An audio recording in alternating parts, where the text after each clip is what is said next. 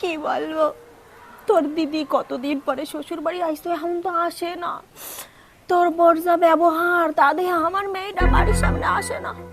ওই গেটের দিয়ে ঢুকতেছে, 5 বার বলিছে বৌদি কেমন আছো, বৌদি কেমন আছো, একটা কথা বললো না, একটা কথা বললো না। এমন একটা ভান করলো জানো, আমার মেয়েটা এই বাড়ির মেয়েই না, আমি পেটেই ধরিনি। দুপুর বেলা তোর বাবা কইছে কি, বৌমা যে তরকারি রান্না করছো আমি তাদের খাতি পারতেছি না, আমার একটা বেগুন ভেজে দাও। তাই কি হয়েছে?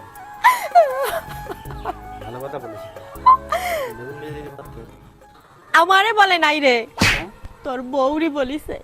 তোর বউ মুখের উপরে বলে দিল, 7 ভাগে রান্না করছি গরমে, আর কিছু পারবো না। বাবা তুই আমাকে একটা ছেলে, আজকে তোর বাবার কপালে একটু বেগুন ভাজাও জুটলো না, আমি যখন থাকবো না তোর বাবার 1 গ্লাস জলও জুটবে না।